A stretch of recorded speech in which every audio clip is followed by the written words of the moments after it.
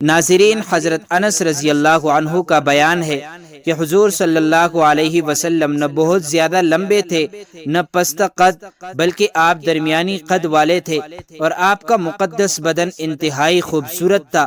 جب چلتے تھے تو کچھ خمیدہ ہو کر چلتے تھے۔ اسی طرح حضرت علی رضی اللہ عنہ فرماتے ہیں کہ آپ صلی اللہ علیہ وسلم نہ طویل القامت تھے نہ پست قد، بلکہ آپ میانہ قد تھے۔ بوقت رفتار ایسا معلوم ہوتا تھا کہ گویا آپ کسی بلندی سے اتر رہے ہیں۔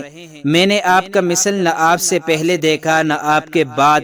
اس پر صحابہ اکرام کا اتفاق ہے کہ آپ میانہ قد تھے، لیکن یہ آپ صلی اللہ علیہ وسلم کی معجزانہ شان ہے کہ میانہ قد ہونے کے باوجود اگر آپ ہزاروں انسانوں کے مجمع میں کھڑے ہوتے تو آپ کا سر مبارک سے سب سے زیادہ اونچا نظر آتا تھا۔ ناظرین، حضرت علی رضی اللہ عنہ نے آپ صلی اللہ علیہ وسلم کا حلیہ بیان کرتے ہوئے فرمایا کہ زخم الرأس یعنی آپ صلی اللہ علیہ وسلم کا سر مبارک بڑا تھا، جو شاندار اور وجیح ہونے کا نشان ہے۔ ناظرین، حضور انور صلی اللہ علیہ وسلم کے منہ مبارک نہ گنگردار تھے نہ بالکل سیدھے، بلکہ ان دونوں کیفیتوں کے درمیان تھے۔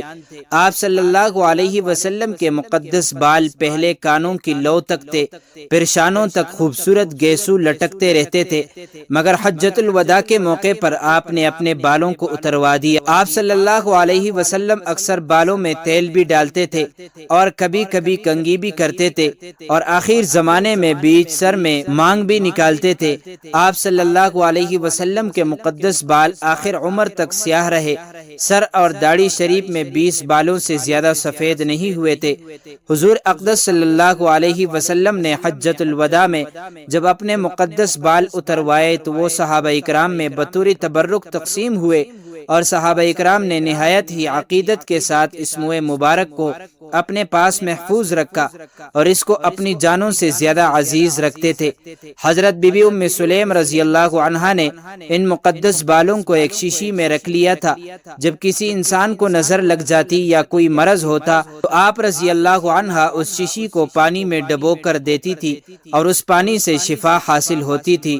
بحوالہ بخاری۔ حضور اقدس صلی اللہ علیہ وسلم کے دونوں شانوں کے درمیان کبوتر کے انڈے کے برابر مہر نبوت تھی۔ یہ بظاہر سرخی مائل ابھرا ہوا گوشت تھا۔ چنانچہ حضرت جابر بن سمرہ رضی اللہ عنہ فرماتے ہیں کہ میں نے حضور صلی اللہ علیہ وسلم کے دونوں شانوں کے بیچ میں مہر نبوت کو دیکھا، جو کبوتر کے انڈے کی مقدار میں سرخ ابھرا ہوا ایک غدود تھا۔ لیکن ایک روایت میں یہ بھی ہے کہ مہر نبوت کبوتر کے انڈے کے برابر تھی اور اس پر عبارت لکھی ہوئی تھی کہ اللہ وحدہ لا شریک لہ بوجہ حیث کنت فانک منصور، یعنی ایک اللہ ہے، اس کا کوئی شریک نہیں، اے رسول آپ جہاں بھی رہیں گے آپ کی مدد کی جائے گی۔